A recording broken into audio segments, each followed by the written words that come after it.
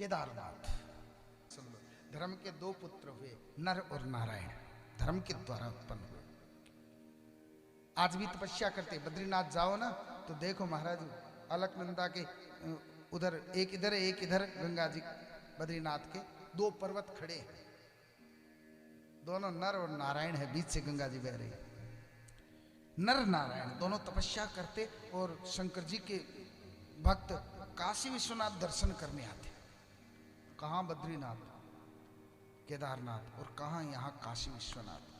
तो महाराज धर्मराज को, धर्म को, पिता को चिंता हुई। भगवान शंकर ने कहा प्रभु एक काम करो, इतनी दूर तपस्या भंग करके आना पड़ता, आप वहीं बैठ जाओ।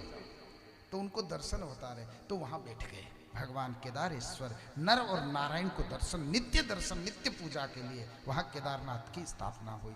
दूसरी कथा ये भी आती है महाभारत के अंदर कि जब द्रोणाचार्य को मारा गया पांडवों के द्वारा, तो गुरु हंता का दोष लगा। अब ये निवृत्ति कैसे हो? बोले यदि भगवान शंकर केदारेश्वर की पूजा की जाए तो ये दोष निवृत्ति होगा। तो पांचों भाई आए हैं केदारनाथ, लेकिन भगवान शंकर ने दर्शन देने से मना कर दिया। सब जगह ढूंढा, मिल ही नहीं रहे शंकर भगवान, कहां गए?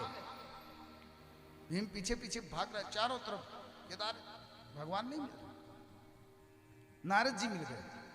नारद जी ने बताया तुम लोगों को दोष लगाओ ब्रह्म हत्या का, इसलिए केदार भगवान तुझसे डर रहे हैं, भाग रहे हैं, दर्शन नहीं देंगे, तुमसे नाराज है।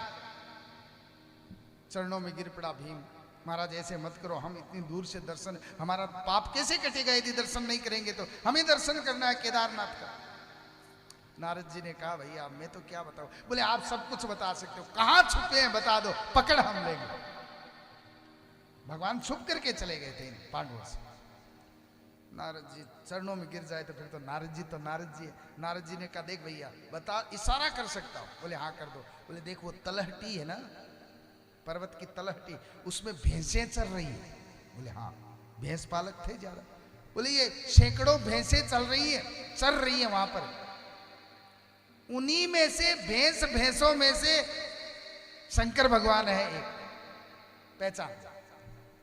अब भीम गया देखे भैंस, काले भैंस ही भैंस। अब कैसे भैंसों में कैसे पहचाने कि शंकर कौन? फिर आया नारद जी, महाराज वहां तो गड़बड़ है, सारा एक जैसे, अब कैसे पहचानो ये शंकर जी हैं?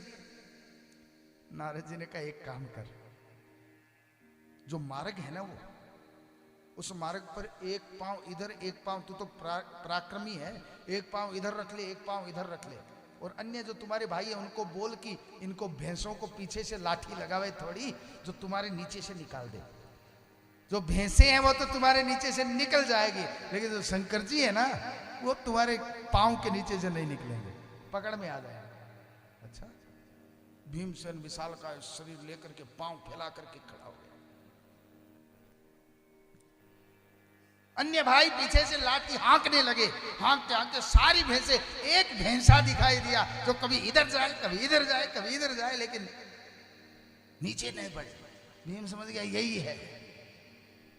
है। भीमसेन ने गदा उठाई, भागने लगे भगवान आगे, भैंसा बने हुए भागते हुए। भीम ने ऐसे गदा मारी जोर से, पीठ पर गदा लगी कि भगवान जमीन में धंस गए। भीम ने सोचा रही ये चला जाएगा जमीन में। भीम ने ऐसे पूंछ पकड़ ली, पूंछ पकड़ी तो महाराज वो केवल पीठ है ना, पीछे की पूंछ के पास का, केदारेश्वर का ऐसा ही दर्शन होता है, पीठ पूंछ की तरह। घुसे तो वहां पर केदारनाथ में, और निकले नेपाल में जाकर मुंह निकला, कहीं बाल निकले कहीं कुछ निकला। तो ये भगवान की दिव्य लीला है। बोले केदारेश्वर महादेव की